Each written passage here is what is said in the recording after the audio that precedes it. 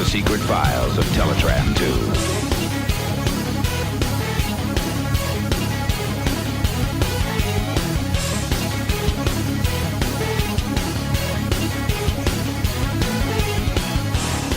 Ladies and gentlemen, from the files of Teletraan 2, it's time to talk comics. And as always, I am joined by young Andy Millman, Cobra Commander, TF, Uncle Bobby B of Dark Souls. Andy. Hey, Mikey, what up? Your Dark Souls playthrough is weird. How so? How is it weird? Because it's very you. Yeah, well, I mean, it would be weird if it wasn't me. Uncle Bobby B gotta get in there. But how are you doing, dude? I'm okay. I had to do some power reading today and a bit yesterday as well as time.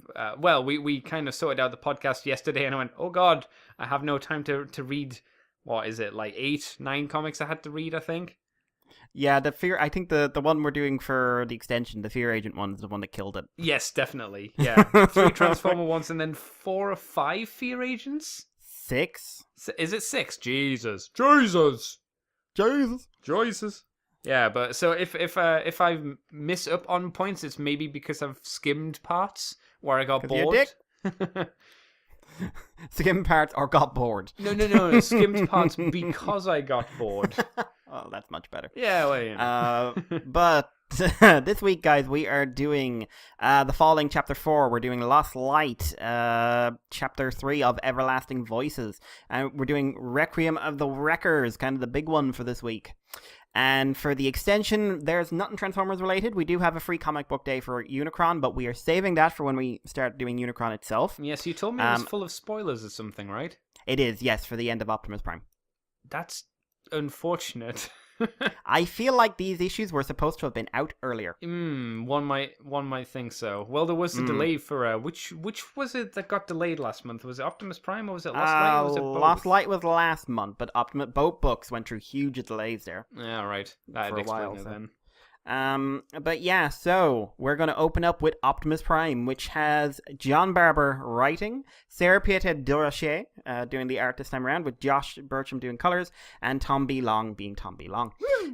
So yeah, this is issue 19. I rarely talk about covers here, but I love the cover for this with Optimus, Starscream, Windblade, and then just Shockwave in the background. Yeah, and his big old creepy hands. Yeah, and like those are his Onyx Prime hands. Yeah, they're not his regular hands. Or hand. There's a question. Like, he had his gun arm under the claw, right? Yep. How is he making it move?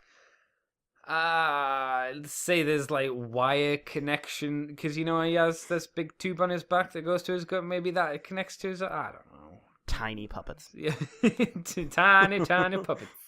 So, guys, we open up with an interesting extract from Starscream's biography about how basically, he had a hard life, and life was hard, and then Orion Pax made his life worse because, he suffered so much. Really, we find out Starscream was a street hustler before he became a senator. Who had a boyfriend. Who was trying to... Yes. Who was trying to sell many things to many people, and was drinking heavily. And he's... I think like either his boyfriend or his assistant, which is the... Oh, I just noticed. The Minicon... Yeah. The Minicon from Armada? Yeah, I didn't realize just until you started saying that. I was like, oh, hang on. Oh, that makes that relationship in Armada really weird. What was his name? Swindle, wasn't it? Swindle. Yeah, oh, you can't call him that now, can you? No. He probably has some other Japanese name, like, I don't know, Rotortor. Rotortor. But yeah, he's either his assistant checking to see if he's sober, or he's, his boyfriend checking to see if he's sober. Because basically, throughout his career, he's bumped into Orion Pax, and people like him, and they've sort of not treated him well, whether he was a hustler or a senator or whatever. So, anyway. I do have a quick question before we move on. You know how he's at the podium? Yeah. You know how the next panel is someone spat on him? Yeah. That's some fucking accuracy and pressure, because look how far he is away from the crowd. But Andy, space robots. Yeah. When they spit like pros. It's like a gunshot going off. You just cut to whoever did it. It's Prowl. And he's got like charts out and everything else to work out the angle, velocity, what he'd have to be drinking to get the most viscosity. Here's the thing, Prowl wouldn't do that. Prowl would think of all of that and then tell somebody else to do it for him. True. Oh dear. But in all this, it's basically him recounting how he wants history to remember Optimus. Which is not kindly, would be a way of putting it, Yeah. But we then cut to the present day where Optimus is falling into a giant hole of debt. And Starscream's kind of like, he fell in the hole. But it's also interesting because, Bumblebee and Devastator are sort of commenting on things. And Bumblebee is like one of the greatest people who's ever lived to just fall into a hole. And Starscream's like, oh, for God's sake, he's not dead. He's never dead. Voice of experience here. The guy won't stay down. It's a fair point. Yeah. Now, Devastator's slightly confused about whether Onyx can be trusted or not. He can't. Mm-hmm. Let's see. As we're going on, we basically find out how Devastator is interpreting the Dark Cybertron prophecy. As Starscream has him take him over to Metro Titan. So, he is the chosen one. And as far as Devastator is concerned, and presumably Scoop, Starscream is the reincarnation of the Fallen. Yeah. Yeah. Starscream naturally doesn't believe a word of it, but thinks, all right, we'll get Devastator working for us. Just drop me over at Metro Titan and then bugger off and pick a fight with someone. Meanwhile, we cut to Shockwave, who's having a bit of a tete-a-tete with Liege Maximo, who's like, oh, awesome, let's kill everyone else. And Shockwave's like, no, take the Maximals, kill the guys who are in Metro Titan because they are actually a threat. No one else here matters. And Liege Maximo is kind of trying to stand up, and he's just like, I can literally murder you and replace you with a wall, and it will do as much. It'll do your job, and it will talk less. So the Maximals are taken down. RC, Aileron, Torchbearers, and a pretty badly mangled Jetfire pull out of the rubble. He's not that bad. He's just missing one leg, to be fair. Yeah, this is not the time to be missing a leg. No, but mangled, I would imagine, like, he's just, he's been, what's his name? Who got murdered with a pipe back in Outback. Spotlight. Yeah. Read that recently, by the way. Mm-hmm. That's a book that aged well. Oh, that's good. That's good to hear, actually. Because, how old is that book? Oh, God. 11 years? Oh, my... No, it's not. No. 11, 12 years? No, it's not. It's impossible. You didn't know, it's older. It's 2005, so it's more like 13? It's only 5 years old, Mikey. 2005, 2006? 5 years old. Oh, God. I was a baby when it all came out. I was a little lamb. I had so much hope in my life then. True. Okay, injured Jetfire. Yeah. So, they're trying to figure out what they're going to do, but unfortunately, everything kind of goes to hell for them very quickly. Maximo and the Maximals show up. Aileron and the gang are kind of like, oh, we need to help out. And RC is kind of like, I'm just going to murder them all. No, we don't want you to die. Oh, I'm not going to die. There's only about 20 of them. I can take them. 20, a couple of dozen, it's fine. Yeah. Like, they're so I'll dead. Manage. Same time, Starscream, Bumblebee, and Devastator shows up.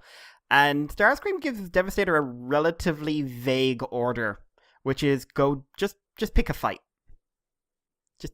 Just pick a fight. Bumblebee is just like, I don't have time for this, because he starts talking to someone else and pops out. And Starscream's... I wonder if that's how everyone else feels around Starscream. Like, Bumblebee starts talking to someone who's not there. And then, he's looking at who are you talking to? Mm. Like, this whole time, Devastator has been going like, I'm not Bumblebee. I'm not talking to you. Not Bumblebee. We then cut to Windblade and the Mistress, who are kind of like, the world's going to shit in a handbasket, I think.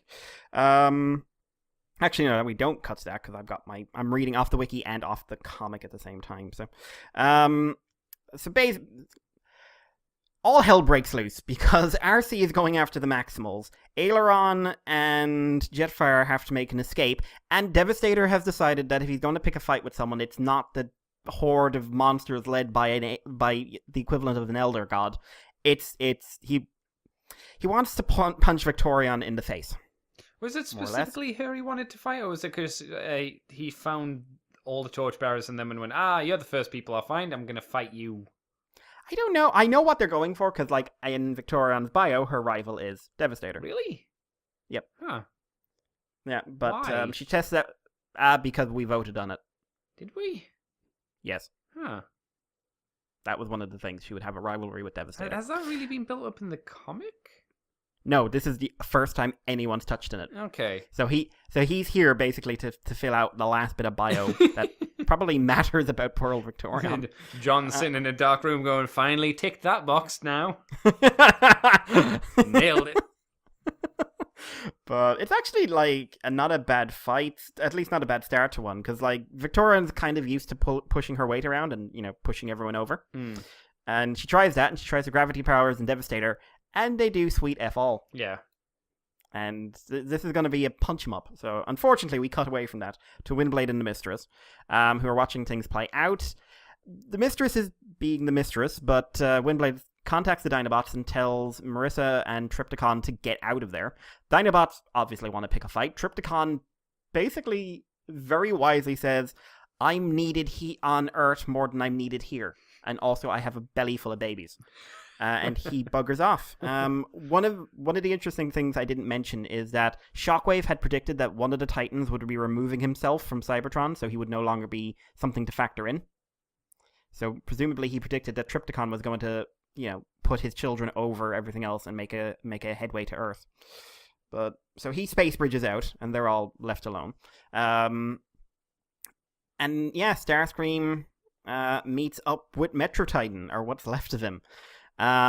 He's not doing the best, but he's not dead. And then Metro Titan basically says, "Yeah, you're the Fallen. You are the reincarnation of Megatronus." And Starscream has an epiphany.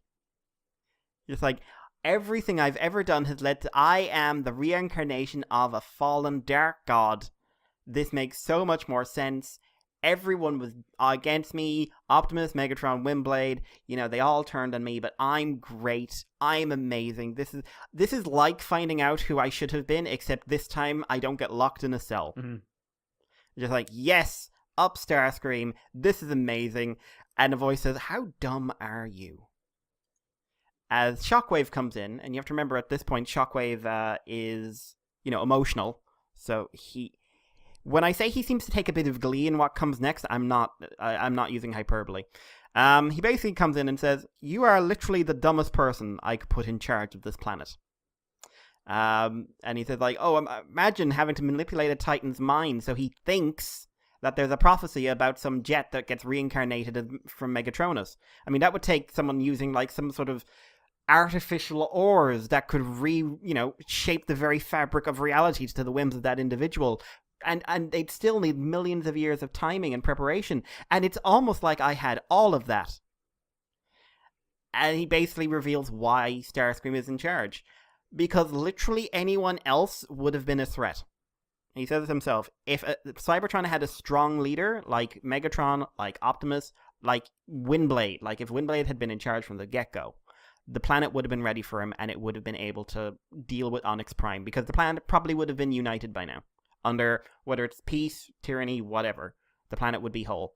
And he literally picked the one person he knew would feck it up the biggest. And he's still shocked by how stupid Starscream is. And he sort of punctuates all this by shooting Metro Titan in the face. But Metro Titan was pleased with that. Yep. Yeah. Well, yeah, he's like sitting there the whole time going like, oh, my whole life is an entire lie, and that's a gun. You did what with my brain? And the Starscream is just shattered emotionally, and he's just calling for Bumblebee. Yep. But he ain't getting Bumblebee because Optimus Prime has woken up in some sort of limbo between worlds, which I recently found out is actually an idea from the Asian series. Really? From Escalation, Optimus is in a fight with Megatron, gets inverted commas killed, and his brain goes into sort of this subspace, not dead, not life thing, and it's how he starts realizing Nova Prime might be a threat. Huh, weird. I don't remember that at all. No, neither did I, to be honest. That again, a John fucking Barber move right there. Holy crap. Just comes in wearing sunglasses to work that day and just like, hey guys, I'm gonna put my feet up here. You remember this thing? No, I do. John, remember all. John would like his coffee now. You make your own coffee. John realizes this. No, But it's John not. would It's still not like coffee. his coffee It's now. tea. Earl Grey, hot. Damn straight. Oh dear. But wrong Star Trek crossover. We're going to be talking about that we in will. the main show. But yeah, Optimus wakes up in this sort of midway place where he's in Crystal City, and he's being greeted by Bumblebee. So that is the end of the issue. Andy, overall thoughts on this issue? I had mixed feelings about this because I really didn't like the idea of Starscream being the Fallen. That really irked me, and then they kind of just pulled the rug out from under the character, and they go, okay. Shockwave, like the amount of planning and stuff that Shockwave had to instigate, and there were so many variables that could have happened, but he managed to pull it off, is difficult to believe, but it's neat. If you know what I but mean. there weren't. If you play it, there aren't any variables for Shockwave. No, because he knows all this stuff exists anyway. He just has to set it up. Yeah, just ensure that the pieces are in place for it to happen.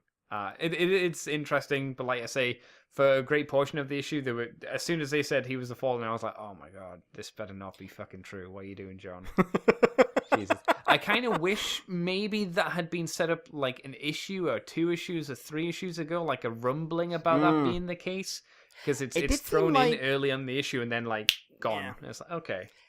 Like, I would have liked if like Scoop had been reading some material or something that hinted that the Fallen was coming back, that Megatronus would live again or something like that. Yeah, something that almost not definitively said Starscream was the Fallen, but said it in a way that was close enough to Starscream and what he's done that it would have made him go, oh, well, I must be the Fallen then. Okay, cool. Yeah.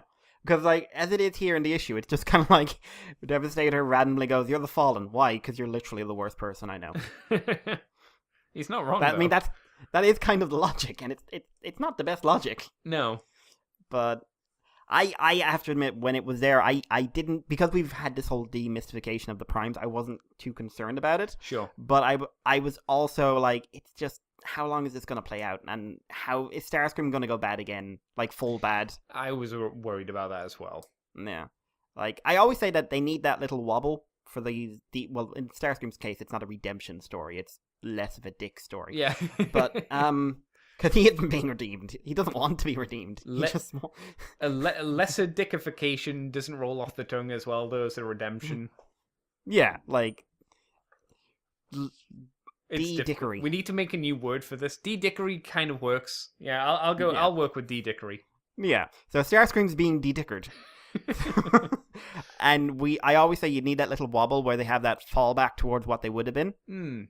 Like Soundwave had his bit of one a few issues ago with Optimus, and we got the renewed. No, they're on the same side. I mean, Megatron had his at the end of Mord Meets the Eye. Isn't that like almost classic writing? Because in shows I'm thinking of like Avatar and stuff like that, and they sometimes have characters that do that. So yeah, that could have worked as well, like you say. The wobble is not maybe not quintessential, but it's a good part to play. I think it adds weight to the idea that this person has turned. Yes. Or turned a corner in some way. And in this case, I like it with Starscream because it's the only way you could do it with him, which is he's absolutely convinced he's been right the whole time after having that moment before. And now it's like, oh no, I was much more wrong than I thought I was. Wronger. Oh no. And like he's literally calling for the only person who'll talk to him. Yeah, like, his only friend who he can't murder, by the by. And who he also thinks is a figment of his imagination. Yeah. Which, to be fair, makes sense. Yeah. Because if only you could see someone and talk to them, you'd probably think you were fucking nuts as well. It's either you think you're insane or it's just a manifestation of your own psyche. And I think Starscream's more in the camp of I'm not crazy, so he's probably just part of me, right? I'm not crazy. Everyone else is crazy. Well, to be fair, he's not entirely wrong. Yeah. What about them? Shockwave is surprisingly absent for a lot of this. He is. He kind of comes in to do the whole exposition dump of how everything was set up and pop the Starscream bubble, as it were. I'm okay with that. because he had to get changed. He had to get out of his Onyx Prime costume, his cosplay, and then just get down to Earth. So I don't mind him not being in it a huge amount. He shot a Titan in the face and blew up its entire face, seemingly. At least punched a big hole in it, so that's fine. That's good enough. He's spent just the last 10 million years building a bigger gun. Yeah. What is your grand plan? I made my gun bigger. Oh. Nothing else? Nope. It's a really good gun, though. Really good. Well, yeah, a ship shot Metro Titan before and it didn't kill him. No. And this clean punched a hole through its face. Now, granted, I'm sure the torso is a bit denser than its face, but still, that's a lot of metal. Yep. I'd like if Shockwave just shooed Starscream in there. You'll sit inside his head for the rest of the duration of this. Inside his melting head goop. Yep, I want to come out. You're not coming out. Stay in the goop. Something I'm wondering is going to lead to something is the whole Liege Maximo thing, because they're showing a little bit of dissent. Yeah, with the whole, I'm better. Don't give me shitty jobs. Don't tell me to clean the patio, Dad. I can do cool stuff. Yeah, and basically the response is, I brought you into this world, I can take you out of it. Yeah, it wouldn't be a huge shock if, I mean, what Liege is the guy of lies or something, isn't he? Yeah. So it wouldn't be a huge shock if he either manipulated the Maximals to turn on Shockwave or just stabbed him in the back. Or tried anyway. Yeah. The thing is, apart from those little points, this was a very, I don't know, setup heavy issue. Yeah. Like, we've got RC, we're setting up what's happening to her, she's going to be fighting. We're setting up what's happening with Devastator and Victorion. We're setting up something with Trypticon, clearly, by removing him. Mm-hmm. Everything here was so focused on Starscream's character, but he did relatively little in the actual book. Yeah. So I do think that sort of hurts it as an individual issue. Yeah, definitely. Yeah, it's what chapter is this? Did you say chapter 3? Four of how technically many? 5, because there was an intermission. There's at least 2 more parts to go, maybe 3. Okay, because this is it's going to be a long story, he said. Okay, well that would make sense. Yeah. But yeah, there's been a lot of setup, like you say. Maybe too much. I don't know. Maybe it has to be like this. Yeah, I don't mind a slow issue in the middle of it. No, because stuff is still happening. It's not super slow, but it has kind of ground down a little bit. I just feel bad for Marissa. Literally alone on a planet full of robots that she's not the best friends with. Nope. No, where is her husband? Yep. She's with the girls, though, so, that's something. She ain't stuck in a sausage fest. True. But she doesn't have her giant space husband. Yep. He's off making a movie. Or dog. Our dog. Yep. She doesn't have a dog. And it's just like, yep. Can I just say, if Unicron happens and Thundercracker isn't in it a lot, I'm not going to be happy. Would you have liked it if the end of this issue just had like a one-panel thing on an entire page, but it's a small panel, and it's just Thundercracker looking up to the sky and says, "My woman needs me," as he transforms and just starts flying into space. Yeah, because and he just like, "Buster, I must go. My woman needs me." Takes off. Two panels. Panel of Buster watching Thundercracker take off. American flag behind Buster. Yes. Almost saluting. Yep, but the thing is, he doesn't take a space bridge. He just flies. He just flies off. Yep. I'm going to get there. I've got to get there now. It's a more effective way to do this than the Thundercracker. To space! To space! Shockwave is everything else, and just Thundercracker comes in and body slams him. Where's my woman? I did not predict this. This was unlikely. I brought a script. You will read it. Read my script. George Lucas likes it. Oh, no. Yeah, thinking back in that issue, that's a little dark when who are you working with now is Thundercracker. Basically George Lucas. I suppose, yeah. Yeah. Not necessarily the best thing for movies. Well, he hasn't directed anything for a while, to be fair.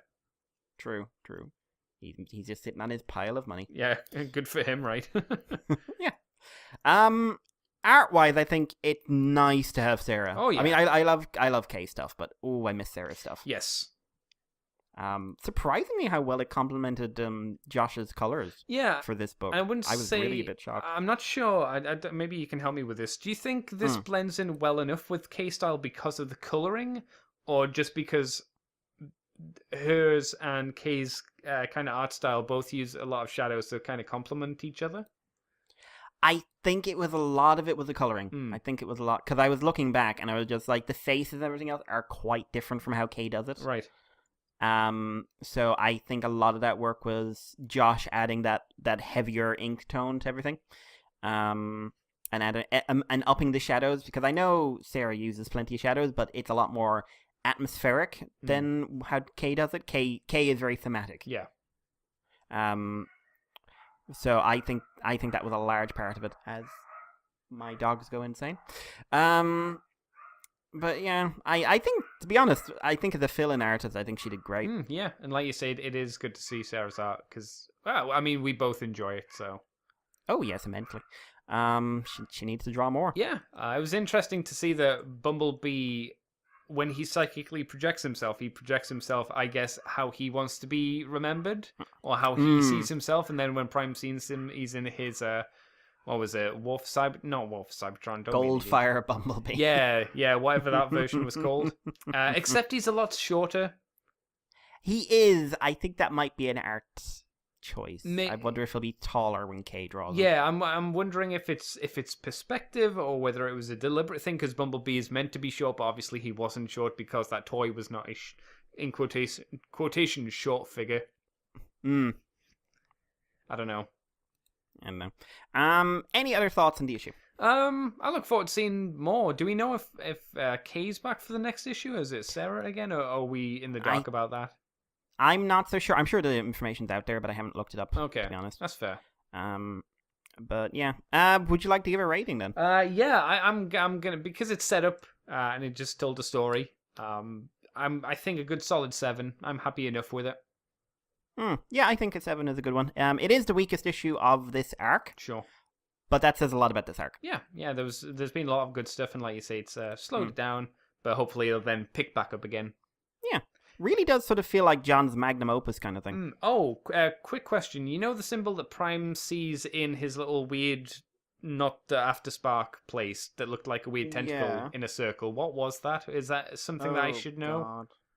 Let's see. Because that feels like something that you should be like, oh, I know what that is. Yeah, it's like maybe Black Rock, some Onyx Prime, maybe. Oh, it's the talisman. Yeah. Do you know that magic talisman nonsense that was in Revolutionaries? Yes. And Visionaries? Yes. Apparently that's it. Like it had a symbol on it to do with Onyx, and that was it. Apparently, I'll double check the wiki. Actually, I closed the page, but we'll open it again. Okay. So is this saying that this is a symbol of Onyx Prime? Maybe. I wasn't sure. I looked at it and was like, I don't know what that means. Well, to be honest, when I first saw it, I honest to God thought it was Cthulhu. Yeah, I thought that. I wondered if it was an infestation reference. I was like, it can't be. Why would they do that? Why would John do that?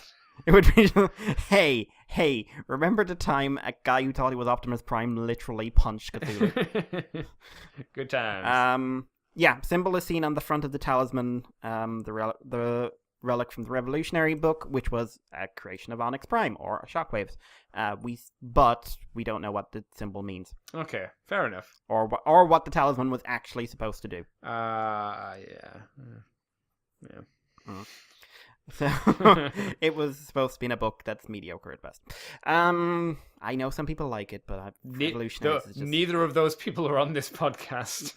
Damn straight. In that case, solid outing from Optimus Prime, I think. Yeah. So we'll move on to The Lost Light, which is issue 18, The Everlasting Voices, part 3, You Are Here. Opens up with Cyclonus and Tailgate meeting up with everyone else, including Chrome Dome and multiple rewinds. Yeah.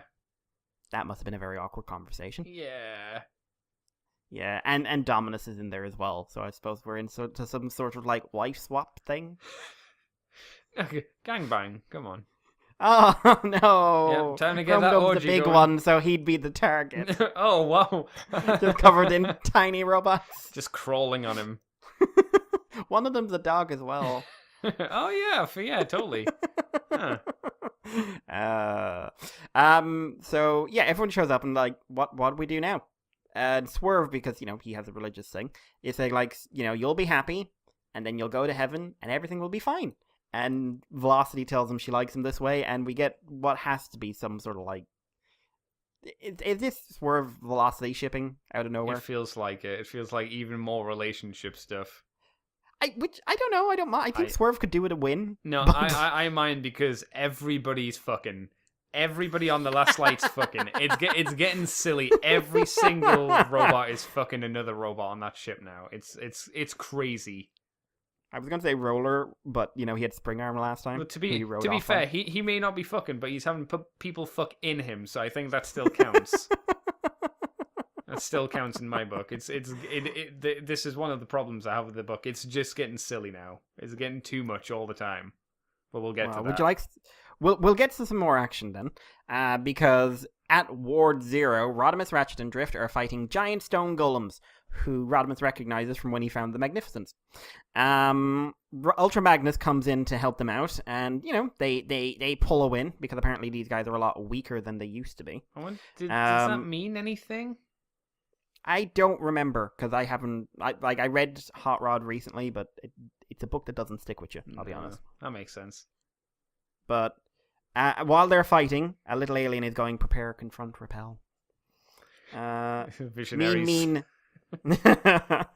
Meanwhile, Nautica has somehow found herself in a Garrus 9 cell with the scavengers, who are like, he's an Autobot, she's an Autobot, I'm an Autobot, shut up. It's like, she's a guard, and Spinster just shoves her out of the way. You're a shit guard. You're a shit at being a guard. But then Nautica, a part of me assumes this is a bluff, but a part of me also kind of believes it's a thing. She holds her fingers up, points them at everyone, says, don't move. Misfire says, are you actually kidding me? And she says, Brainstorm, Brainstorm, he modified my finger to shoot people. Yeah, is this a Chekhov's gun kind of thing? I don't know. I'm assuming it's a reference to that, but the thing is, I could believe Brainstorm did that. I think this has to be a Chekhov gun thing, because why would you mention it if you're never going to use it? Yeah. Because otherwise it's a stupid kind of throwaway thing. Either it has to be mentioned that, I was just bluffing with you guys, or no one believes her, and then she kills someone with it, and she's like, I fucking told you. Has to be. Yeah. But, Misfire says we bought some stuff off Brainstorm, we sold some stuff to him, everything's fine, calm down. And she's like, you're all dead! And Fulcrum's like, no, we're not. Yeah, you're all dead! This is heaven. This is we're waiting for heaven. This is the road to heaven. You're all dead. Why are you locked up in a cell and when you're dead? You must be really bad. And the guys are just like, this is Garrus 9, and we got here through a teleporter, and why would you be saying we're dead? Spinister, of all people, points at a sign, and I have to admit, I originally thought he couldn't read this. But it says Garrus 9 maximum security wing, and then Nautica goes and reads off a portion of the primal sacrament, and many shall arise from one and one from many. And then Croc and Fulcrum both realize that they're seeing two different things. Hang on, is that what your version says? Mine had Spinoza with the background that said waifus are trash, and Nautica said waifus are god. So. Not to my waifu.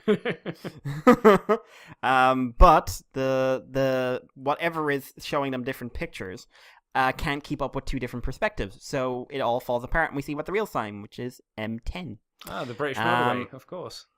Indeed. Nautica gets kind of introduced to the gang, and Misfire has fun with the word truth, and Nautica is looking on, and Nickel's just like, I've been here for some time. You don't get to complain till you've lived my life. Basically. They find a door though with a big M on the side, and Nautica thinks she knows where they are. So, back to the lads who are finishing off the fight, and Ratchet discovers a big cylinder that might be powering the place, which is tied into the psychic organics. And he says this is one of those big things that should never, ever, ever be tampered with. He then goes to pick up a chair so he can tamper with it. Drift is kind of like, this seems like a terrible idea. But they're interrupted because Whirl is having a bit of a freak out, more or less. He rings Magnus and basically says, hey, you know how I'm not religious in the slightest? Yep. this may bias my point of view, but I'm looking at everyone right now waiting to be taken up to heaven as Rung cradles the dead body of Nightbeat, and I don't think they're going to heaven. I think they're all going to die. And you're very quiet while I'm saying this, which means you've seen something that makes you think they were not actually in heaven. And I'm not looking forward to watching everyone literally get their soul sucked out of their body.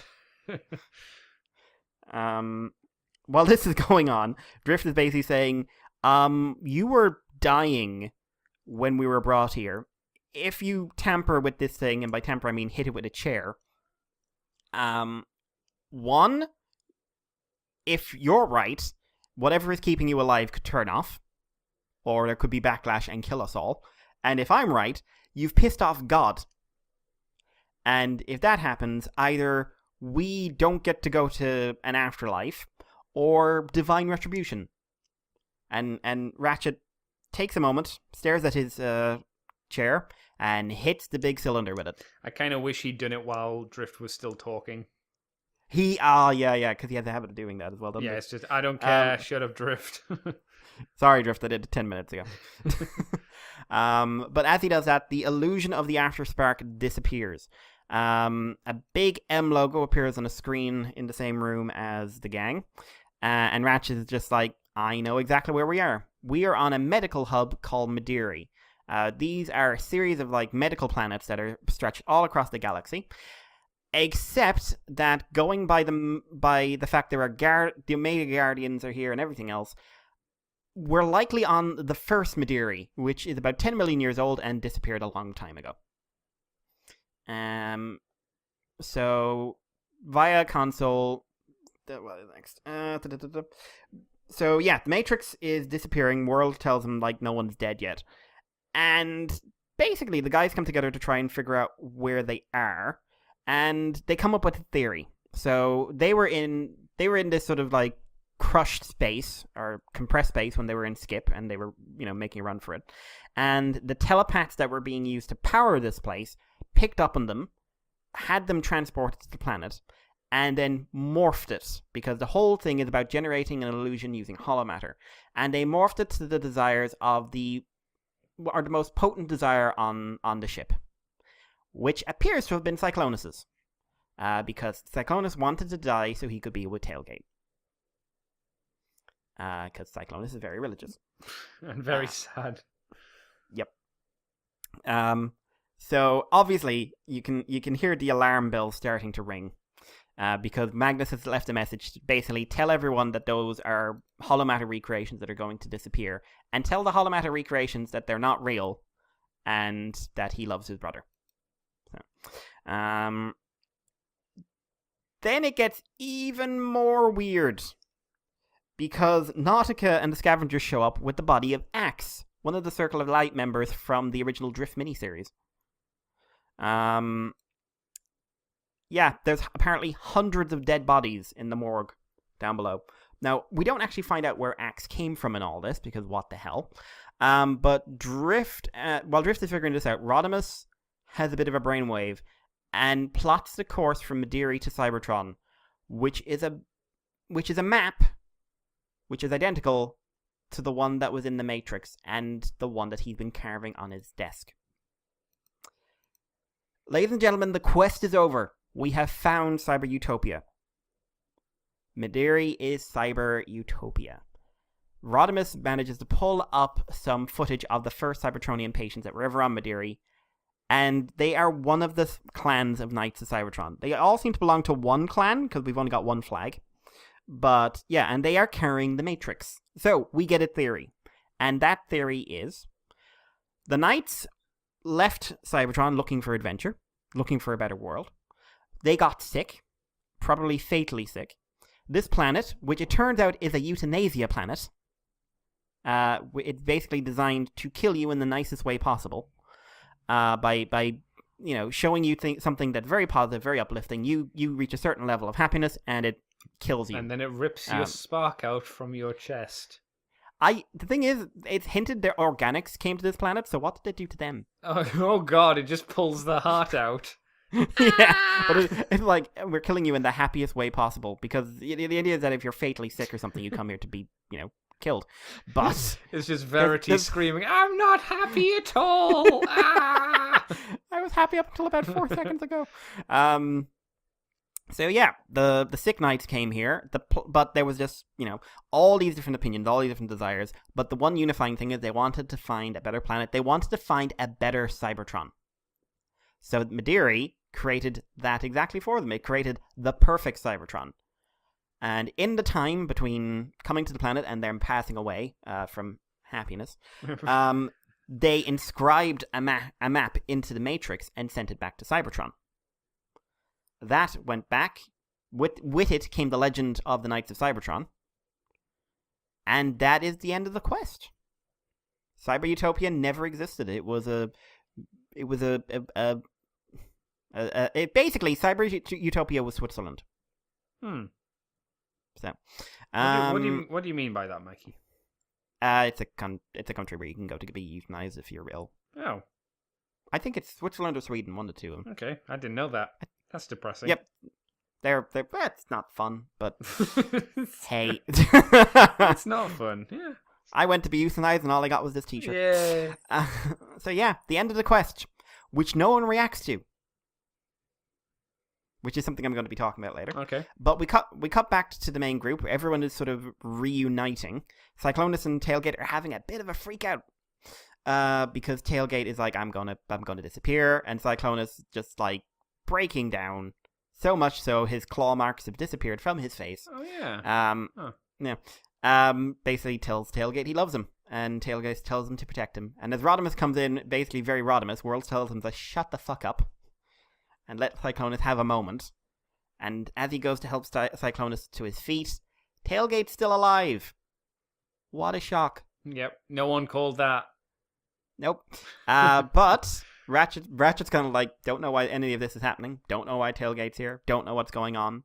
But we've got a happy ending. Let's take it.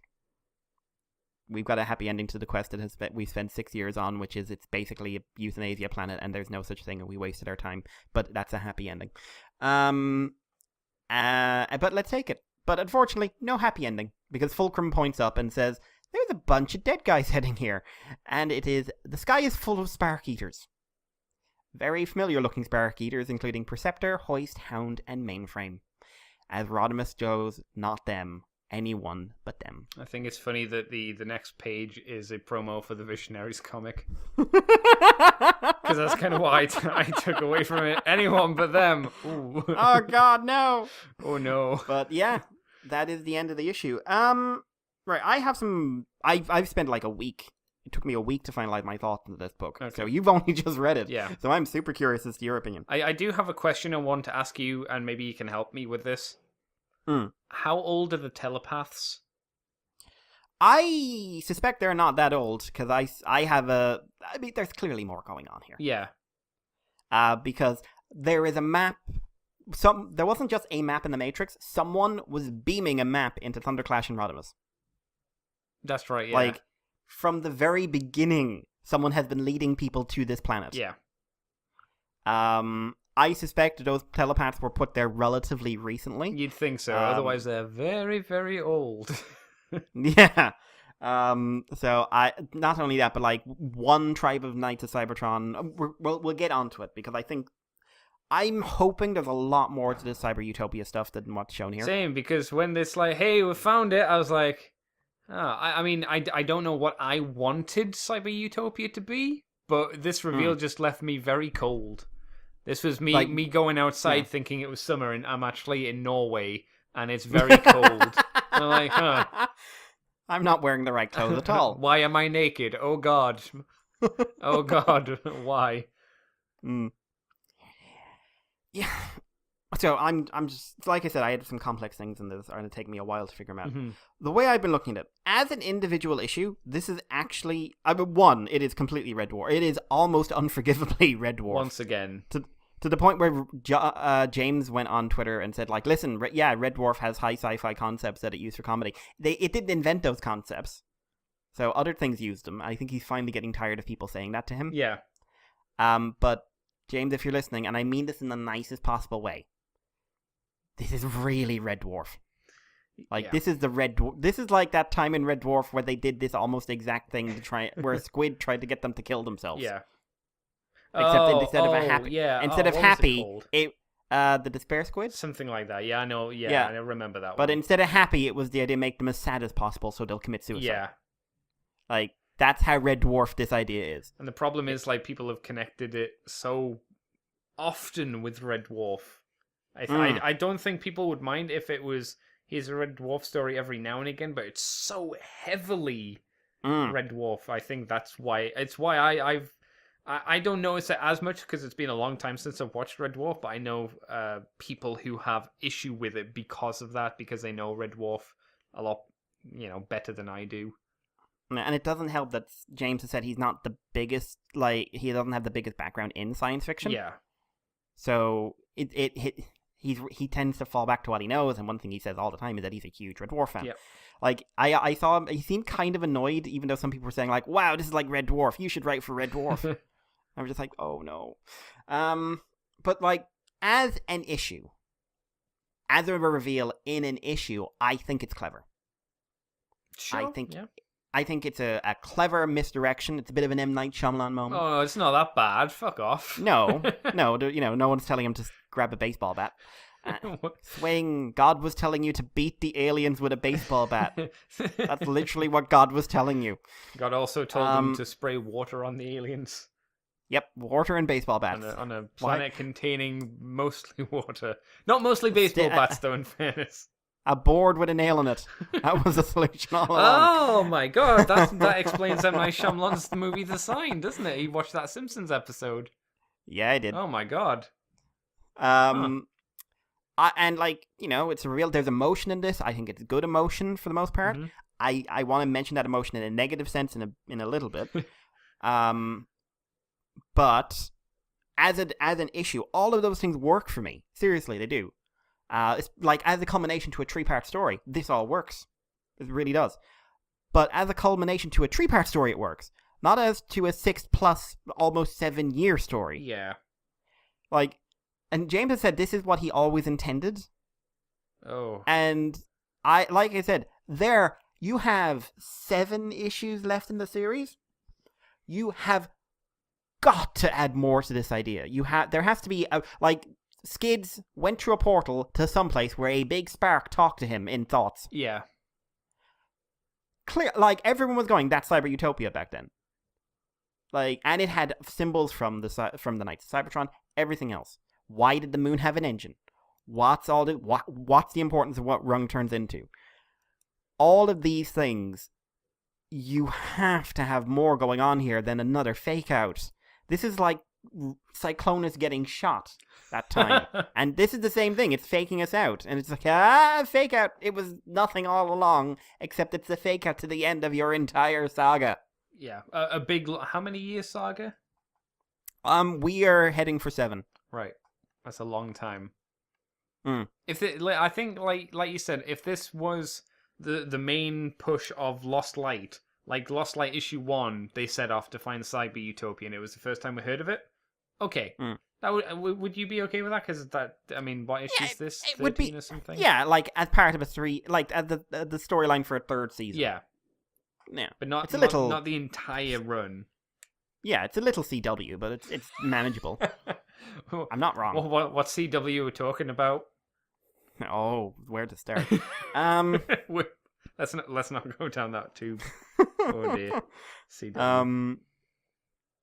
But as a culmination to you're in, like, every character moment, every bit of horror and drama and romance and everything else has been leading to this revelation, which is, hey, you literally wasted all of our time. Yeah. Not the reader's time, the character's time. Megatron was going to be judged by the Knights of Cybertron.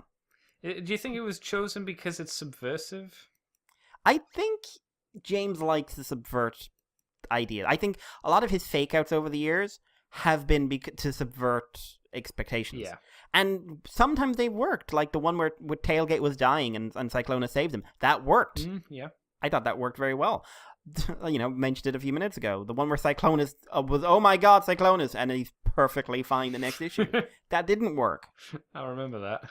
The amount he has done that more than once, and he played that card too much, to be completely honest. That's something you need to. Well, no, I don't want to say this as a definitive because I'm not a fucking writer, but I would say from my enjoyment perspective, it's not a card that you want to play too often. And there are other mysteries in this. Where the hell did Axe come from? Which one's Axe?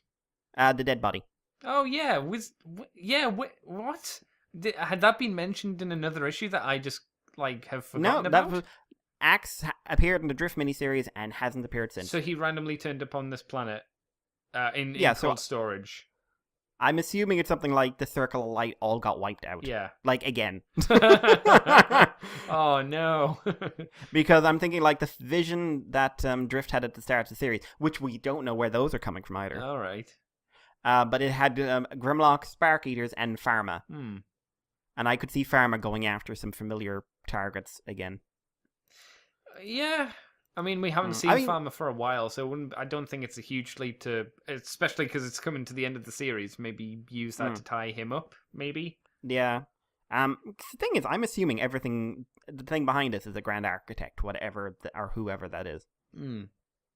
But I would be a little disappointed if it was, just because he only exists in this series. And again, we're looking at a culmination of nearly a decade of storytelling. Yeah. Who would you want it to be then?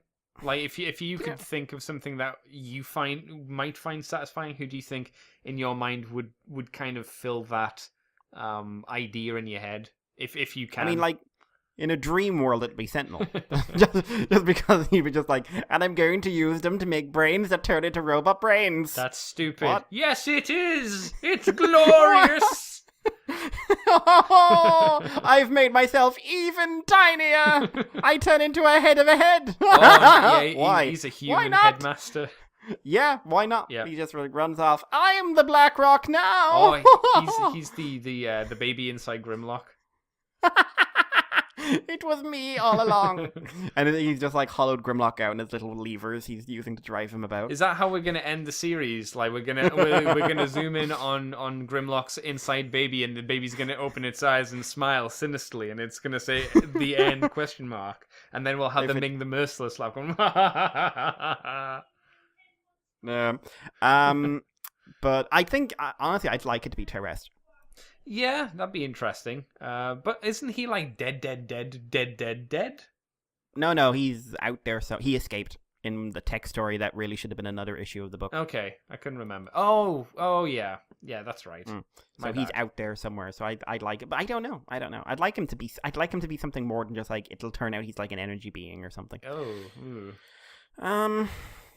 Yeah, the other big point of this issue is the Cyclonus tailgate thing, and the thing is, people have freaked out about this issue. Why? In a good way or a bad way? This issue left me in tears. Really? This is the best issue of a comic I've read all year. Really? This is one of the best experiences I've ever had reading. Blah, blah, blah, blah, blah, blah. Well, that's good for them, I suppose. That's very good for them, but that tells me that when you remember this comic, you're not going to remember the 17 other pages. You're going to remember 3 pages, which are Tailgate gonna die, Cyclonus says I love you, World says no, let my ship be, no one die. No, let them ship. Let them ship. As he just cut over, he's wearing a t-shirt that says Cygate on it. Oh no. We all know he is. Oh wow. But yeah, so I'm just I don't think it was a bad culmination to a love story, apart from the fact I think Cyclonus is far too good for Tailgate. Because last time we saw Tailgate, this just it. He was nearly murdering shit. Yeah, he kind of beat Cyclonus. Yeah, and put a node through a spike. Oh, it's a node. And he nearly beat Fangry to death for literally nothing. Well, didn't even though he thought. Oh yeah, this was pre. I'm gonna put you in the ground and murder you. So yeah, okay, fair enough. And then we found out Fangry was eating people, which is just don't do that, Fangry. don't do that. Fangry, you're such a character. You're literally useless enough. You get taken I did like that reading back recently, and just Fort Max just grabs him by the dog head and just I like animals normally, Yeah. Yeah.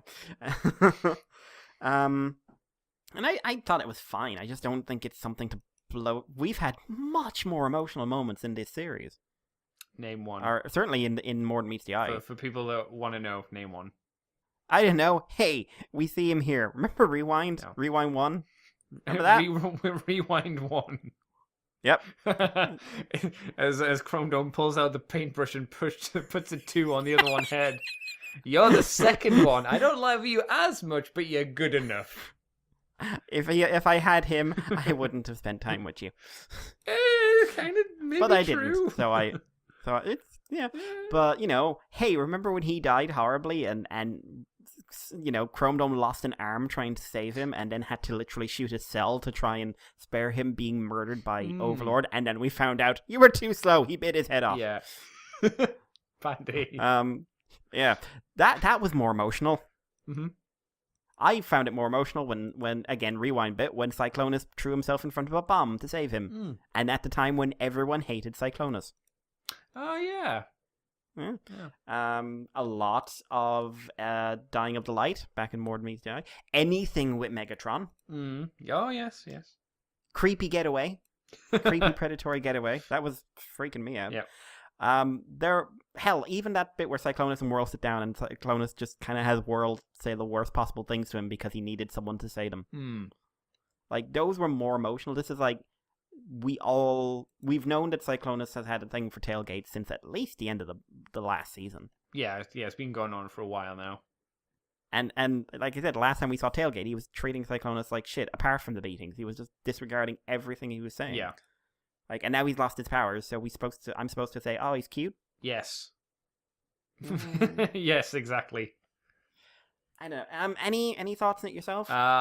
It was like, hey, more relationship stuff. I have said numerous times, and I know it's oh, Andy, here you go again.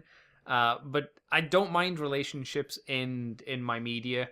But when that's the focus and it's in every issue, and I don't think it's a hyperbole to say there is some form of relationship between either these characters or two different characters in every single issue.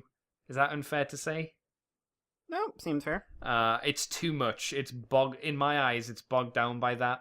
And that's why I'd prefer we focused on the through story or something else than just more and more and more and more and more and more relationships.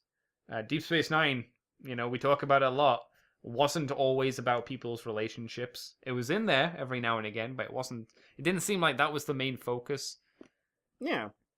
And a lot of the time, the relationships, to me, the relationship stuff does feel too much of a focus, at least for me. I know a lot of people like it, so for them, that this is great, but it's certainly not for Andy's cup of tea. But it's also really, this should not define the issue. No, you'd hope Especially since this is a subplot in the issue. Yeah, it's the end of a culmination of an entire series, like you say, and if, like you said, if this is what people remember, not effectively the end of the journey, which it is, because they'll be tidying it up, I'm sure, in the next few issues, but this is the end of the journey, and you're like, I like the relationship stuff. What did you think of the end of the journey? It was there. We sure got onto the getaway story in the next issue. Hey, Perceptor's dead. I guess. I hope that's kind of filled in the next issue. I'm sure it must be. They can't just waft over that, right? Yeah, I'm also assuming that now, like, the universe is coming to an end, all bets are off in terms of who can die. Well, I just mean at least the explanation of it. Well, like, why are there Spark Eaters coming to kill us all? Yes. Yeah, I would hope there's a bit of a... Why is the Lost Light crew all... Well, at least these ones anyway, Spark Eaters, and why are they coming to this planet? How do they know? Kind of deal. Well, we'll see, I suppose. Yeah, like, what did Getaway fuck up with this time? Yeah. Have we given a rating? No. Do you want to talk about anything about the art you want to say? Because I think it's pretty solid. Yeah, I mean, it's... For what it... Again, it's style we're not crazy about. Yeah, I think it's, again, Jack Lawrence doing decent Jack Lawrence work. Nothing stood out to me as, that looks a bit on the ropey side. For the most part, it was fairly solid all the way through. I think nothing stood out and made me angry, so that's a plus. Yeah, I think it was fine. Is it the best Jack's done? Or maybe not the best, but is it the most consistent Jack's done? Yeah, it's a pretty solid issue in terms of like character proportions and everything. Of course, me and Mikey may have missed out stuff because you did mention the scratches on Cyclona's face are gone. Yeah, they don't seem to be there anymore. Were they in the last issue? I can't remember. Yeah, because I remember they were I think they were in the last. Oh no, wait. The machine said it healed them. Okay. So it healed like everyone, like repaired everyone's injuries so they could die happy. Right. Okay. So that's fine. That's okay. Yeah. It fixed it. We'll say that. Yeah. Yeah. And also, like, 10 and Nightbeat are dead. No one gives a shit. No. Do you know what I haven't heard anyone talking about? Is 10 and Nightbeat, and I am shocked by that. The most you get is Rung kind of holding Nightbeat, and just like, and we'll be like, so gone. Nightbeat's dead. Yeah. It's like, okay, no one gives a fuck. I don't know. Maybe it's because they assumed they were in the Afterspark and they'd see him soon anyway. I don't know. But now they definitely don't, no one now... gives a shit about 10 though. Yeah. Oh my god. No one gives a shit about 10. I like 10. I like 10. 10's awesome. Yeah.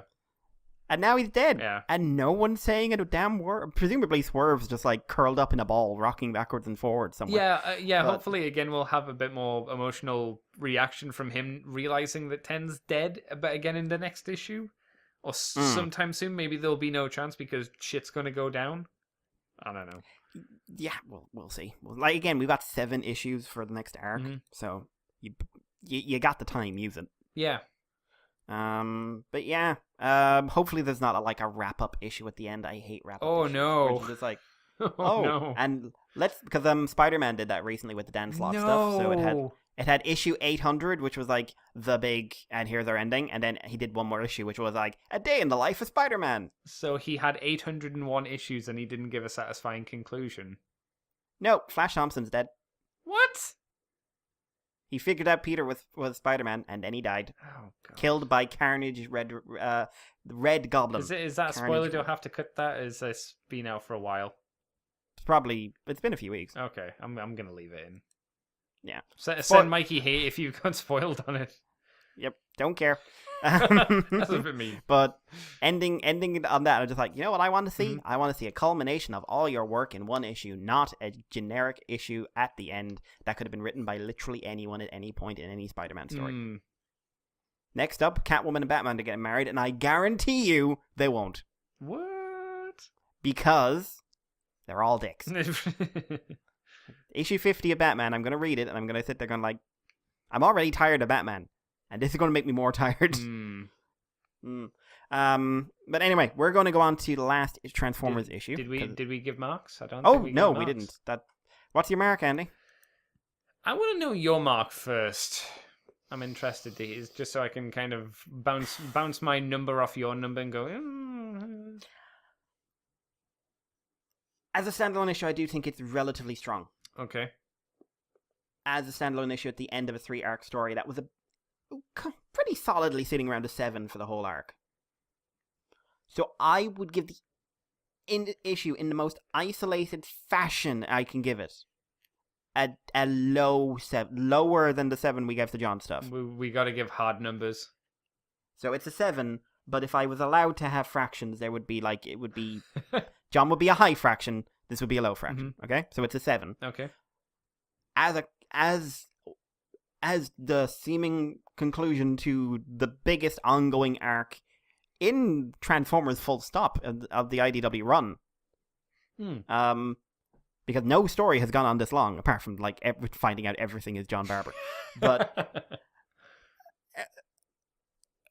it's a bit poor in that regard. Yeah. And I would knock it down to a 4 or 5 for that. But I guess maybe I'd with the have caveat to even that it could get better potentially with the future issues that caveat, explain it. Yeah, again, that's so. Right now, I'm going to even it out as a 6. I'm going to say there's stuff I want to like, and there's stuff I genuinely don't want to like. Yeah. So I'm going to go with a 6 and say that's right. I'm sticking. I was floating an idea around a 6 as well. That's kind of how I was feeling, because I did enjoy the Nautica and the Scavengers bits. That was quite fun. Oh yeah, they were great together. And I mean, that's at least 3 pages, so that was entertaining enough. But like you say, when you mention that caveat of culmination of so many issues, I'll probably just go down to a 5. I enjoyed it, I think, a little bit more than other issues, but that was a disappointing here, Cyber Utopia. It's playing a big ball game, and I feel like it fumbled. Yeah. Anyway, well, let's go on to the last Transformers issue, which is Requiem of the Wreckers, kind of the big one. This kind of has to stick the landing. Written by Nick Roche, art by Nick Roche, Jeff Senior, and Brendan Cahill. Brendan does a few sort of mid pages. Is it 7-2-14 or is it 7 and 14? I think it's 7-2-14. Okay. Just scrolling through now. Certain character, you can really tell it. But so this is the culmination of the Wreckers. Apparently about a mini-series worth of story, all shoved into one book. Colors by both the Joshes, Josh Burcham and Perez, and letters by Sean Lee and Tom Belong. Oh man, someone's cutting into Tom's gig. He's just like occasionally just breaking into his house, fixing his lettering, and then jumping out the window. I think Tom, you gotta get your crowbar out, start smashing Sean's hands. Gotta teach you a lesson. You can't take my letters, boy.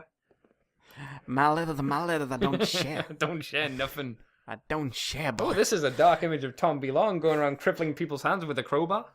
And he's so lovely. I like he'd do it with a smile. But that's the thing. The smile hides a sinister nature.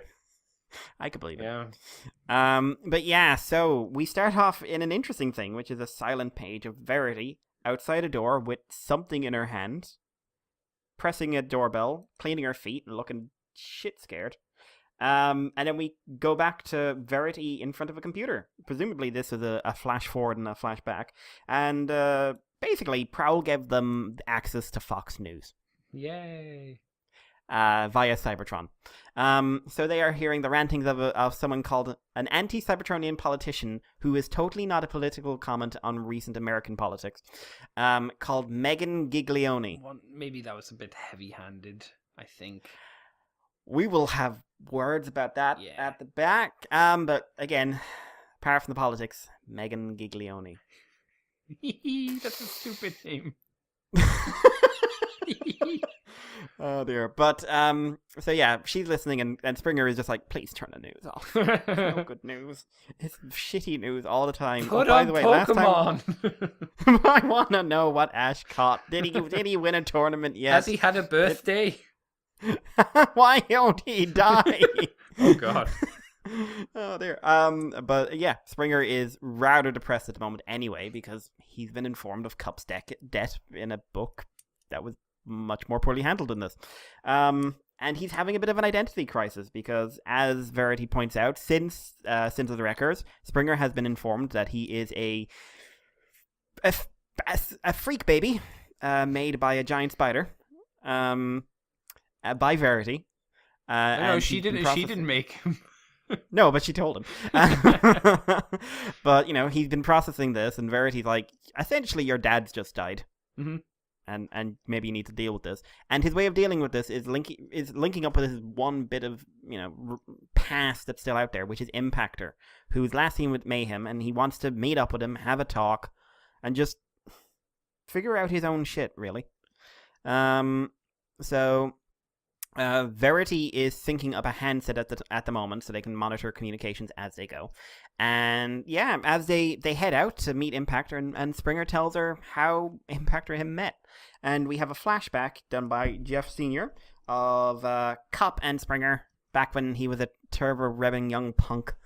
And Springer's taking unnecessary risks, and Cup is like, don't be a dick.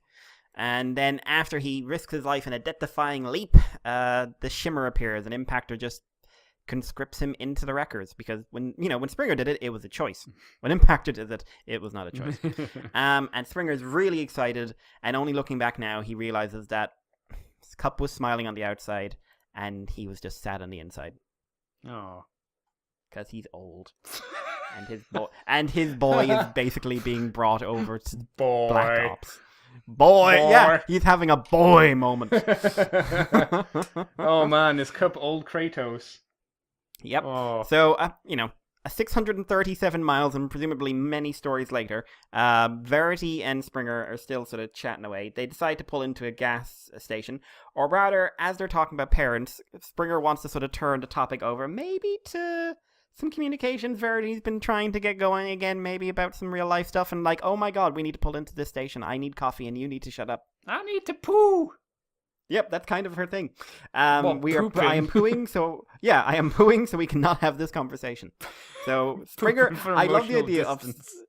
but I love the idea of Springer pulling into a normal petrol station, especially in his alt mode that he is. Yeah, it just people are going to ask questions. Yeah, like with the panel where he's like, "Oh, we can't take the helicopter mode because we'd be too conspicuous." I'm like, really? Your alt mode's not quite Earth standard. In fairness, you know what people are going to think? There's an alien pulled up outside. Yeah. Why is there an alien? Why does he need petrol? Yeah. Why didn't he rescan anything? Yeah, anything would have been better. Because he's depressed. And also, like, if I remember, like in IDW, it's a bigger deal to change your alt mode. Like, you need a machine to do it. Okay, fair enough. Which I always liked better. Yeah. No, that's fair enough. That makes more sense. It makes more sense to me that you need a very advanced bit of tech to re-engineer your entire body. Yes, I think that I forgot because Starscream's done it so many times, but he is on Cybertron. Yeah, and he's literally the richest guy there. Yeah. But, Verity goes inside, get her coffee, and she's looking at cards. What are they saying? With condolences. Get that one. Just to say thank you, and for my mom. Lots of Mother Day cards. And as she's looking out, a steamroller beats the shit out of Springer. I wish there was a card that said, it could be worse. That's the card she needs for Springer right now. It could be worse. And he doesn't just get knocked over, it drives off with him on its front. Yeah. Yeah. Clearly it's moving faster than a normal one would go. Yeah, that's fair. But, So Verity panics and calls Impactor for help. Meanwhile, we cut, presumably the next day, to a rally headed by Megan Giglione, who's basically... I can't say that with a straight face. He was basically saying, like, Cybertronians are all evil. They're going to kill us all. Oh my god, is this toaster a Cybertronian? Is my hand a Cybertronian? Am I a Cybertronian? They could be anywhere. And she's having a rally, and as she's doing this, Springer lands out of nowhere. By the way, and Verity basically ended up sleeping rough outside the rally. Coincidentally. That helps. But she sees Springer land, who says, like, I am a Cybertronian, I am an Autobot, and in the name of the Autobot, you die now. This is totally a genuine thing, I would say, with this intonation. And Verity very quickly realizes that Springer's not going to shoot some random woman. He's just not. But good news. He does shoot some random woman. Yeah, he does. But she not random. No. Or a woman. And I have to give Brendan credit for the ruined my outfit panel, because that is crazy face. Yeah. And it gets much worse. Because Megan gets bigger. And she's a Cybertronian. Specifically, she's Overlord. Da-da-dum. Shit. This apparently wakes Springer up out of whatever he was in, because you know what would wake me up? Overlord. And a fight breaks out, naturally. Except Overlord's like, shh, I need to concentrate. And then it turns out a bunch of vehicles that were sitting around are mayhem. So we've got Stampy, we've got Tuskmaster, we've got Overbite, we've got a Power Core Combiner. Yeah, the one Stu loves. And I think, is that one of the auto rollers? The green one, you mean? Yeah. To me, it actually looks like, what's the name, Boulder from Rescue Bots? Ooh, maybe. But you could be right as well, to be honest. Yeah, but they basically say, like, our grand plan for social reform is kind of exploding in our faces, oddly enough. We either need to, shit or get off the pot. And they decide to get off the pot. And the pot is Overlord, and he is finding this very amusing. And we get lots of very violent off-screen deaths. With basically culminating in Overlord going, these guys are way easier to kill than the last ones you were hanging out with. oh man. And then Verity has her gauntlets and shoots Overlord in the face. And just says, hey, slight problem. Overlord remembers. And I do like her line, like, so Megatron asked me to kick your ass again. And then he just grabs her and flies off. Impactor shows up saying, like, holy shit, Overlord took Verity. And then we find out that basically Mayhem fucked up. And Carnivac was controlling Springer to get him to murder someone. And Impactor was in on the plan. I thought, no, he wasn't in on the plan. Not on the controlling Springer stuff, right? Not on the controlling Springer part, but we find out exactly what's going on here in a bit. Yeah. And basically, humans are obviously showing up to try and deal with the situation, so Springer, Impactor, and Carnivac make it... Well, Springer presumably just sort of gets dragged out of there. And Carnivac and him make a break, and Impactor make a break for it. Overlord, on the other hand, is having a catch-up with Verity as they head towards the dormant volcano. And this is just the most creepy sexual stuff. Yeah. Yeah, and he's just like, you're the only girl to ever break my heart. And I like her response, I don't want to hear this. Just like, and he basically, what is it, what's the line? I've kept a special place in my spark for you, and sometimes I have sick fancies. But he's like, oh, I've grown up since then, because otherwise I would have literally murdered you in front of Springer and kind of just rubbed you on him like a cloth. And now I'm just like, how can I do this so that you're basically the most tormented you can be, and I have fun? But, you know, I've got someone to ask for help these times. Darling, I brought dinner. And the response, no thanks, it disagreed with me before. Oh. Because it turns out Overlord is working with tarantulas. Ba-da-ba. Dead. And it's, I like, there's just some really creepy stuff here of Overlord just like, we have a need for each other. And we find out the tarantulas survived. He was indeed hiding as a tiny spider on Springer. And yeah, him and Overlord working together. Overlord was morphed basically into a human form using the same tech that gave Mayhem their animal forms. Helped him to shrink quite a sizable amount. Yep, that's mass shifting on the grand scale. Yeah. Basically, as Verity's making pop culture references, Overlord's like, listen, this thing is here. Springer's dead. I'm just gonna murder this thing in a horrible way. And it turns out Tarantula says he ain't dead because he can't die. His spark is indestructible. And, you know, and Verity gets into an argument about who made Springer. You didn't make Springer. You put the parts together. Who's made Springer? His robot dad. And we have another flashback to Robot Dad dropping Springer off with Impactor, who's a colossal dick at the time. And Cup tagged along, but because Cup is really very unhappy with the situation, he can't stay and watch. So he leaves without a goodbye. But then we get back to modern day Mayhem, where Impactor is looking at a tube, and that tube tries to kill him. Because Springer's hand explodes out of a tube and just like, what the fuck did you do? And this is where we find out the grand plan. Basically, Carnivac and Impactor came up with the idea of having an Autobot murder a human, which would destabilize all the governments, and, you know, because they're all about changing the system, right? Sure. But Carnivac used Springer because Impactor kind of was taking over the job. And he kind of wanted to piss him off, more or less. They're having a gigantic rumble, and Springer's like, I don't care. I don't give a shit what stupid goddamn plan you have. Verity is in Overlord's clutches, which means that Verity's probably in several pieces right now. If she's not, I'm going to save her. You two can go fuck yourself. Impactor, if you want to help. If not, go fuck yourself. We then cut back to Verity, Tarantulas, and Overlord, and Tarantulas basically revealed that not only did he survive, he was hanging out with Springer and Verity for about a year. And we have an interesting scene of Verity on a laptop and Springer reading a teeny tiny book. And yeah, he's been messing with them for a while, or at least that's what Verity thinks. And then basically Overlord, after the whole Megatron incident, was really bored. And basically was looking for something to keep himself entertained, and is pointing out, if you two talk much longer, I'm going to be bored again, and nothing good comes from that. And we also find out the Tarantulas won't shut up about, Prowl. And then we find out that Tarantulas has another grand plan. He's made a time gate.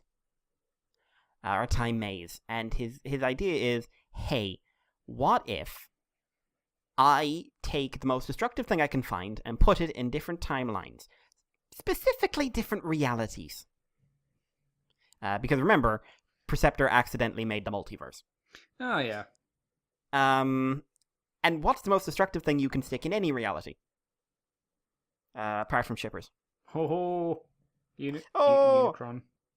Unicron. Well, no. I would say even at least Unicron has a job. When it comes to chaos, Overlord kind of wrote the book. Mm. So he wants to send Overlord off, have him fuck up someone's reality, bring him back, and then watch what happens. And repeat this ad infinitum. And Overlord obviously would be up for this because, hey, I get to kill a lot of people. And then it turns out Overlord's not entirely up with the plan. Because Overlord's come up with a new plan. Travel back to the beginning of time in this reality, murder Megatron, and then don't come back, but go through a variety of universes, murdering Megatron in a variety of ways. Also, we find out that Megan Giglione is made out of Verity, which led to Overlord saying, if I knew it was your skin, I would have had more fun. Creepy-ass guy. Mm. Tarantulas has a breakup moment, which is like, why am I never good enough for you people? But also we find out Tarantulas has been stalling this whole time because he expected Springer to show up because he wanted to save Verity for Springer. Impactor comes in, shoots or stabs Overlord in the eye with a big harpoon.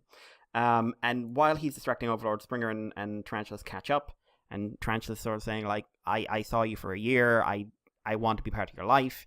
And I know, I made you. And Springer's more like, listen, Methuselah made me.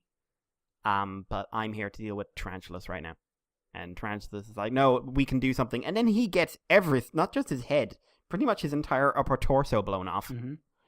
Because Overlord was really tired of listening to him go on. Well, he just shot him with a hand, like his hand transformed it, like partially into a gun. Yeah, like the sides of it came out. Yeah.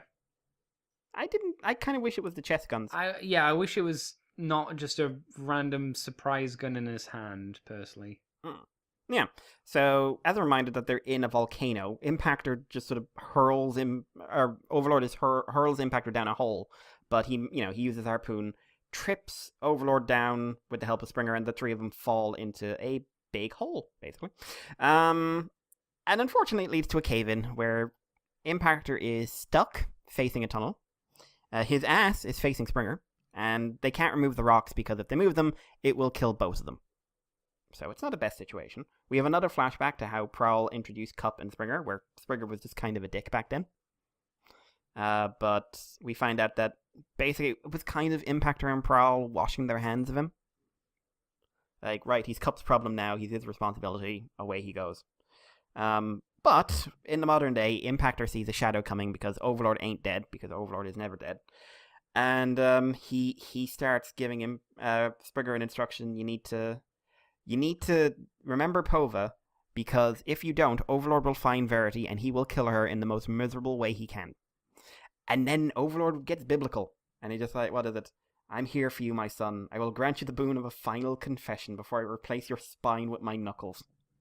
That's a good line. Yeah. That's a good line. And the last words Impactor says before anything happens is wreck and roll, as Springer blasts a giant hole through Impactor and then drives through Impactor. I don't think Impactor's alive anymore. He's fine. All hell breaks loose. Springer is blasting Overlord. Overlord is being shot. Verity is hacking into the time gate to try and stop it, and is also transferring about $14 million into her bank account. Money! Because basically Megan Giglione was being funded from somewhere. And it was all money that Tarantula stole. There's no point giving it back. Did he steal it, or did he just make the computer decide that it existed? Conjured up the funds with your spinnerets. So yeah. Basically told the banking... Yeah, so this is the problem with digital money, guys. But Springer is literally covered in Impactor's blood and is running away, and Overlord is just like, I won't hurt you, not until you're just covered in people juices. That would be hard because Verity is not going to get a lot of juice on Springer. Well, he just squeezes her like a toothpaste tube. Yeah, even then, that's not a lot of that's not a lot to cover a 40, 50, 60-foot robot. But before Overlord can make good on this, he split into his two alt modes because Carnivac showed up and used his outlier powers. And then he goes away because he lone wolf. And this is lasting maybe for another 5-6 seconds. Gives Springer time to have an idea. He grabs the time gate. Verity sets it to the far-flung future, and basically sweeps up Overlord's jet mode. And then Verity sets it to the past, and I can't even imagine what he's feeling right now, but Overlord is basically begging for his life, if what's left of Overlord's life, and his tank mode is set into the furthest point in time backwards that the gate can take him. I don't know is he dead? Is that dead? No, but we're not exactly sure what happens to his mind when he splits, do we? No, but right now, half of him is at the very beginning of time, and the other half of him won't exist. For 13 billion years. I suppose technically, depending on how time works, there is an Overlord bottom half somewhere. Bottom half in this universe already. That's however billions of years old. And now there's... Because that one exists now at this point in time, and this one's being sent back into... This is why I say depending how time works. Yeah. If you know what I mean. Well, we'll get into that in a minute, but it's a bit weird. of a weird one. It's a weird one. It's an interesting way to deal with him, which I kind of like. Yeah, but I think that is the end of Overlord 1. Functionally, Overlord is not going to be bothering anyone if he can ever. Yeah. For a very, very long time. The only way I could see it is if somebody finds his bottom half and talks to him and they make a new top half for him. That would be a get out of jail free card. What if he's in permanent agony now from just the separation? Half of him doesn't exist for a while. But that's the thing, because I don't think, as far as I remember, it's never been established. Who knows what it means? No, never. I think that's the point. It's whatever you want it to be here. Yeah. But yeah, that is IDW Overlord story is over. And so is Tarantulas, because he is passing away, and he says he's ultimately glad that Springer was taken away from him. Take this mask off, Luke. Yeah, let me look at you with my own eyes. With my own billion eyes. I made more under these eyes. I couldn't stop making eyes. They're really cool. But yeah, he basically says, if you'd stayed with me, I would have been happier. You probably would have been shitter, though. Yeah, and I would but I'm glad you are the person you are, and it's kind of I wish that year, he said, the year he spent with him, just watching him in Verity was, it meant something. And Springer says goodbye, Miss Useless, and I hoped he didn't want Verity shower. See, I just imagine tiny tarantulas screaming, I will rule time! Oh, need to not talk, the human will hear me. Rule time! Yep. But we also find out that Springer is not, Springer has had enough. There's been a lot of harm done the universe by the war, by the Wreckers, by Overlord, by everything. So what he's going to do is take the time gate to before the war kicked off and do what he can to stop it from ever happening. And him and Verity have a moment where they're listen, if this works, everything's fine. I won't even know about any of this. Why am I even sad? And gives him a thank you card. And, the last thing, he gives her a message, can she put this out for the world to see after he's gone? And he goes through the gate, and they have a very touching moment, because Verity's awesome, and Springer's pretty awesome, and although I don't really know why her way, the last thing we see of her in that scene is her with a hoodie up. Just stop it from crying? Yeah, maybe. But we find out basically he's made a shimmer message for pretty much every record that's still alive, and several recruits that he was training up. So RC, Sandstorm, Perceptor, Broadside, Magnus Whirl, even Carnivac and Prowl. I do have a question. Are these messages they're getting now? These are ones they're getting, like, these are what Verity sent out. Oh, right. Okay, I see. Yeah. And the recruits include Bulkhead, Six Knight, someone I don't recognize, and Strong Arm. Oh, no, of course it has to be Six Knight, doesn't it? I was going to say, isn't it Josh Switch? Josh Bertram confirmed it's Six Knight, and there's a little bit of a coloration error there. Okay, well, it doesn't really matter because I guess I was stupid because you should have figured out because Quick Switch is dead. Yeah, well, he died meaningfully, Andy. He dug a hole. Yeah, but how I also Strong Arm. Yeah, Strong Arm. Neat to see her. Oh, yeah, and yeah, the message is that, hey, what is it? I hear it's time. Your names are at the top of the list, and he's obliged to tell you as of now the survival rate is 100%. You're being conscripted to make sure that there's no need for wreckers in the world of tomorrow, and like. You're being contacted because you're someone I care about, someone I trust, or someone who's already proved that they can make a difference. Or Prowl. Yay. And he was like, listen, if my plan works, this message will never have to be sent. If not, make the world better. And new recruits, you've all been selected because you're someone special. Do something with it. Wreck and Rule, be better. Springer out. Yeah. And we find out, we cut back to Verity. At the very end of it all, the door opens and she holds out a Mother's Day card, and she's invited in. And that is the end of the Wreckers, and that is the end of the longest character story in IDW. It's the story that started us off, and it's one of the last ones we have, which is Verity Carlo. Yep. It's a big one. Yeah. The issue's also followed by a lot of notes and stuff from Nick. So, Andy, thoughts? Yeah. Yeah. I liked parts of it, but the overall oomph wasn't for me. I didn't like how much there was. You're in love with Springer Tarantulas. You're in love with Megatron Overlord. That's never been something I've been a massive fan of.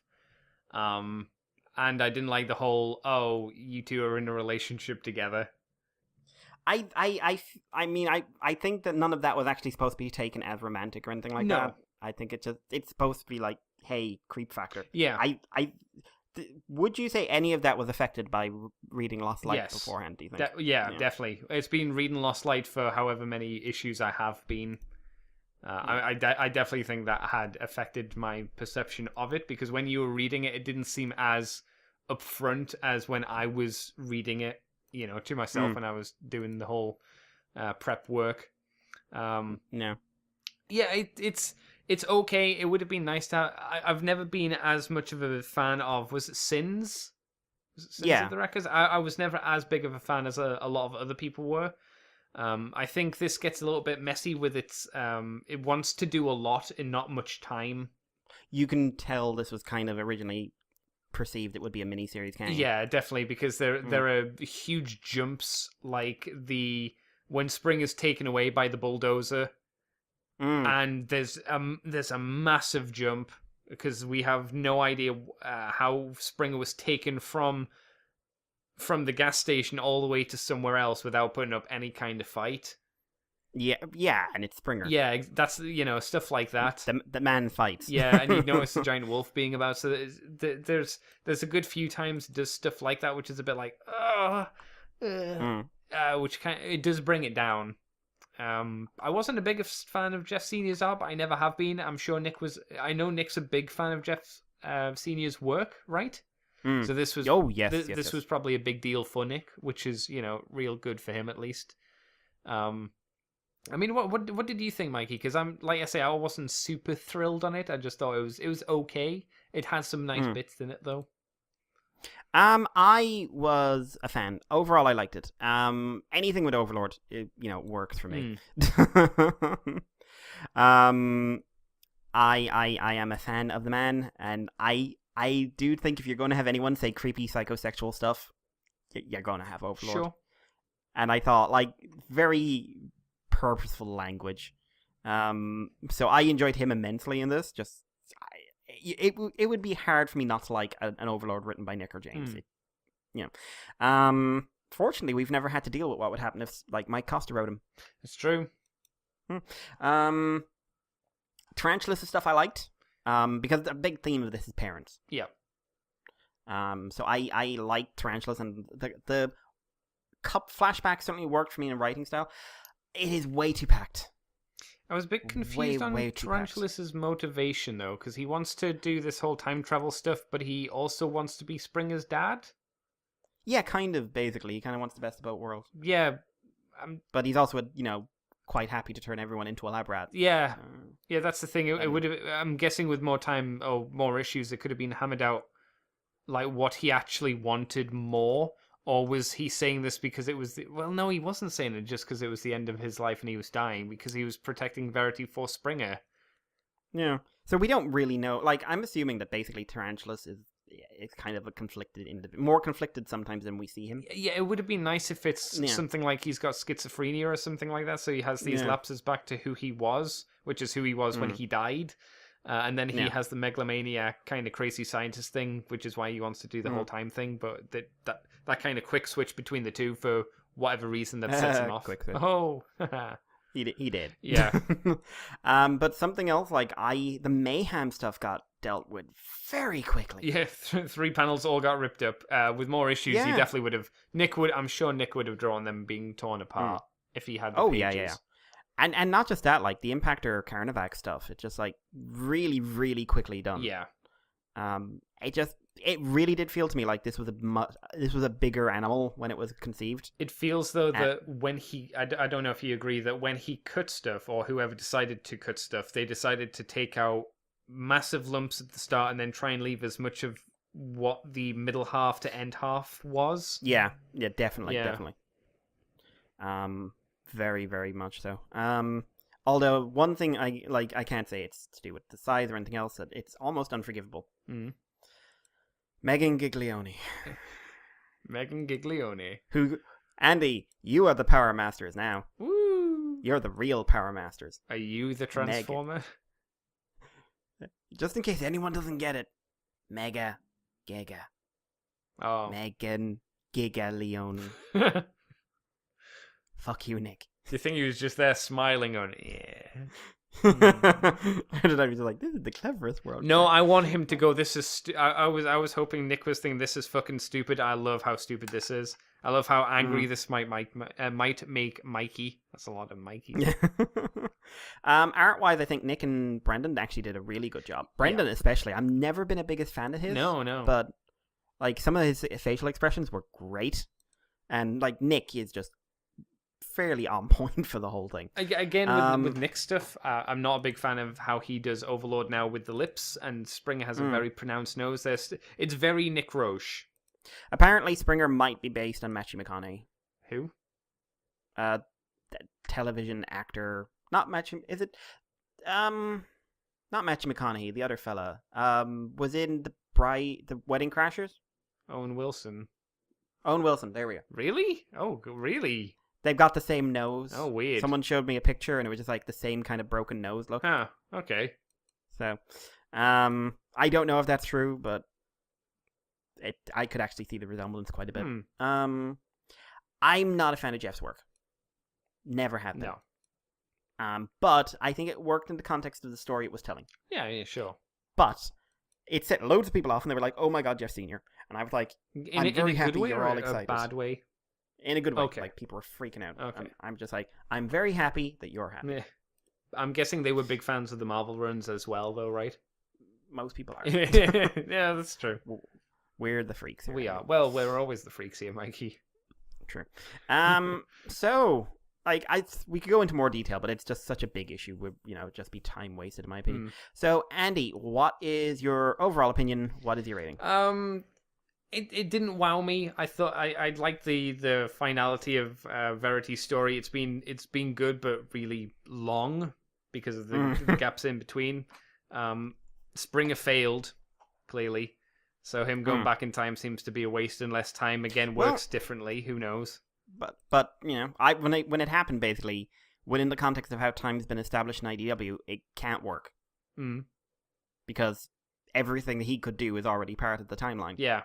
Unless he's starting a new parallel timeline. Yeah, so maybe he accidentally jumped into a world where he could do some good, but yeah, it's unlikely. that still leaves this main line fucked. But that does make me think, will Springer show up in Unicron? Yeah, like old he's Springer. immortal, apparently. That was out of nowhere. Was that? See, I assumed it was in the Sins Nope. of the Wreckers. I thought that was mentioned there, or would have been mentioned. Nope. There. No, this is new. This is new. That's weird. Again, maybe that was a point that was going to be expanded upon. Nope. That was just new. Huh. Springer's immortal. Okay, that's stranger then. That makes me a little bit less forgiving of that, because that's like, I guess that makes sense why he's survived, like, stupid shit happening to him, but... Like getting his head ripped off. Yeah, but that raises a lot of questions, like, what? I'm sorry, he's what now? Excuse me? I don't know. No. For a mark, I'd kind of just settle with a 7. Like, I thought it was good, but it didn't wow me, and there were just these points where I was just like, And I realize I'll probably be an outlier, because I know a lot of people I'm sure you're one of these people who really like this quite a lot. I wouldn't say I liked it a lot. Oh, I'm surprised, actually. I liked it, but I felt the compression. Maybe I would have liked it more if it wasn't as compressed. I mean, I- who I knows? think We're playing a all the dangerous game if we're playing what could have been.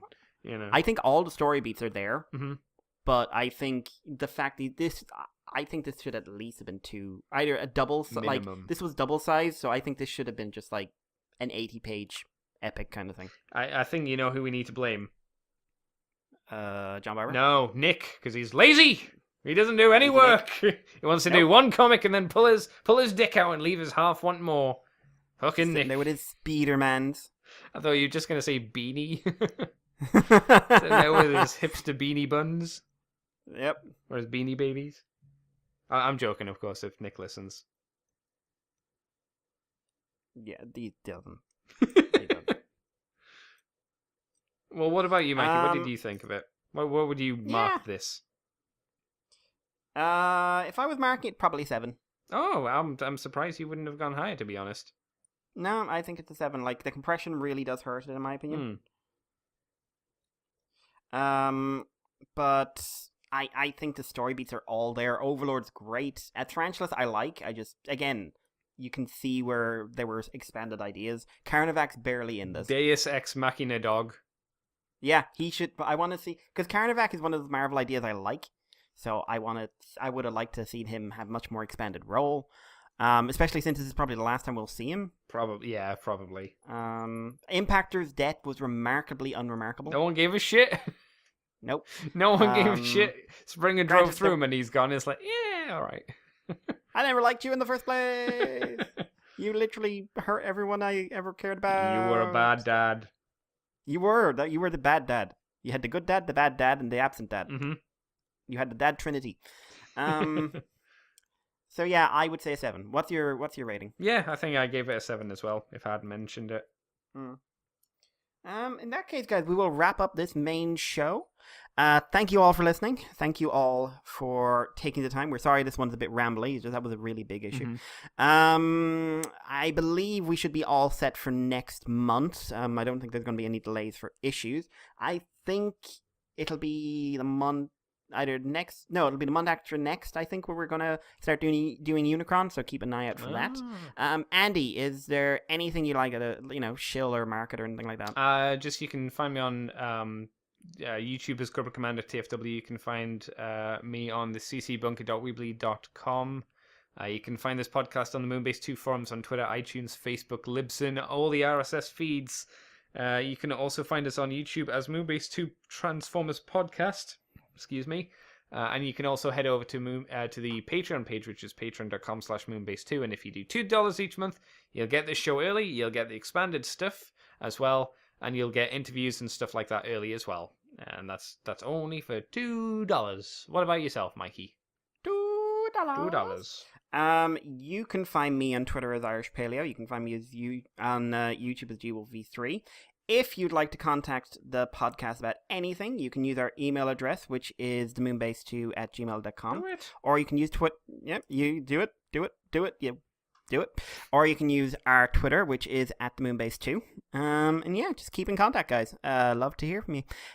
We are going to end the main show here. If you're on Patreon, our Patreon extension this week is all in Andy's hands because there's no Transformers, so we're doing Fear Agent. Yay! Fear Agent Volume 2. So yeah. Thanks again for listening, guys, and we'll talk to you soon. Bye-bye. Bye-bye. You are now leaving Moonbase